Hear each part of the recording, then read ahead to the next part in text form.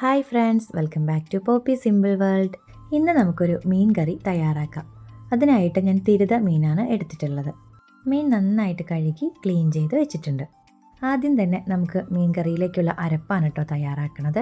അതിനായിട്ട് ഞാൻ ഒരു മുറി തേങ്ങ ചിരകിയതും അതിലേക്കൊരല്പം മഞ്ഞൾപ്പൊടിയും മുളക് പൊടിയും ചേർത്ത് നന്നായിട്ടൊന്ന് അരച്ചെടുക്കുന്നുണ്ട്. ഇനി ഒരു ചട്ടി അടുപ്പത്ത് വയ്ക്കാം. ചട്ടി നന്നായിട്ട് ചൂടായി വരുമ്പോഴേക്കും അതിലേക്ക് വെളിച്ചെണ്ണ ഒഴിച്ചു കൊടുക്കാം. ഇനി അതിലേക്ക് കടുക് ഇട്ട് കൊടുക്കാം. കടുക് ഒന്ന് പൊട്ടി വരുമ്പോഴേക്കും അതിലേക്ക് ഉലുവയും കൂടി ചേർത്ത് കൊടുക്കാം കേട്ടോ. ഇനി ഇതിലേക്ക് ചെറിയുള്ളിയും പച്ചമുളക് കട്ട് ചെയ്തതും കൂടി ചേർത്ത് കൊടുക്കാം. ഇതൊന്ന് വഴണ്ടി വരുമ്പോഴേക്കും അതിലേക്ക് മല്ലിപ്പൊടിയും മഞ്ഞൾപ്പൊടിയും മുളക് പൊടിയും ചേർത്ത് കൊടുക്കാം. ഇനി അതിലേക്ക് നമ്മൾ ചതച്ച് വെച്ചിരിക്കുന്ന വെളുത്തുള്ളിയും ഇഞ്ചിയും പേസ്റ്റ് ഉണ്ടല്ലോ, അതും ആവശ്യത്തിന് വേപ്പിലയും കൂടി ചേർത്ത് കൊടുത്തതിന് ശേഷം നന്നായി ഒന്ന് മിക്സ് ചെയ്ത് കൊടുക്കാം. ഇതെല്ലാം ഇപ്പോൾ നന്നായി ഒന്ന് മൂത്ത് വന്നിട്ടുണ്ട്. ഈ സമയത്ത് ഇതിലേക്ക് നമ്മൾ അരച്ചു വെച്ചിരിക്കുന്ന അരപ്പുണ്ടല്ലോ, അതും കൂടി ഇട്ട് കൊടുക്കാം.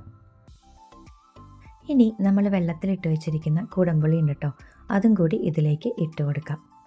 തിളപ്പിച്ച വെള്ളവും കൂടി ആവശ്യത്തിന് ഒഴിച്ചതിന് ശേഷം ഇതെല്ലാം കൂടി നന്നായി ഒന്ന് ഇളക്കി യോജിപ്പിക്കുക കേട്ടോ.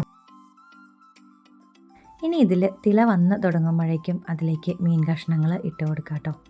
ആവശ്യത്തിന് ഉപ്പും കൂടി ചേർത്ത് കൊടുക്കാം. ഇനി ഇതൊന്ന് ഇളക്കി കൊടുക്കാം.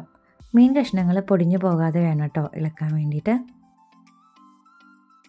ഇനി മീഡിയം ഫ്ലെയിമിലേക്ക് മാറ്റിയതിന് ശേഷം ഒരു 10 മിനിറ്റ് ഇതിൻ്റെ ചാറൊക്കെ ഒന്ന് വറ്റി വരുന്നത് വരെ നമുക്കിതൊന്ന് അടച്ചു വയ്ക്കാം. ഇപ്പോൾ ഇതിൻ്റെ ചാറൊക്കെ ഒന്ന് കുറുകി എണ്ണയൊക്കെ നന്നായിട്ട് തെളിഞ്ഞു വന്നിട്ടുണ്ട് കേട്ടോ. ഇനി നമുക്ക് ഫ്ലെയിം ഓഫ് ചെയ്യാം. മൺചട്ടി ആയതുകൊണ്ട് തന്നെ നമ്മൾ ഫ്ലെയിം ഓഫ് ചെയ്താലും ഒത്തിരി സമയം ചൂട് നിൽക്കും കേട്ടോ. അപ്പോൾ ഇനി ഇതിലിരുന്ന് തന്നെ ഒന്നും കൂടി വറ്റി വരും. അങ്ങനെ മീൻ കറി തയ്യാറായി. ഇതിപ്പോൾ നമ്മൾ തയ്യാറാക്കി ഒരു 2 മണിക്കൂറൊക്കെ കഴിഞ്ഞിട്ടാണ് കേട്ടോ എടുക്കേണ്ടത്. അപ്പോഴേക്കും ഇതിലേക്ക് നന്നായിട്ട് ആ പുളിയും എരിവും ഒക്കെ പിടിച്ച് നല്ല സെറ്റായി വരും. അപ്പോൾ എല്ലാവർക്കും ഇന്നത്തെ ഈ ഒരു വീഡിയോ ഇഷ്ടമായിട്ടുണ്ടെന്ന് വിചാരിക്കുന്നു. വീഡിയോ ഇഷ്ടമായാൽ ലൈക്ക് ചെയ്യുക, ഷെയർ ചെയ്യുക, കമൻറ്റ് ചെയ്യുക. Thanks for watching.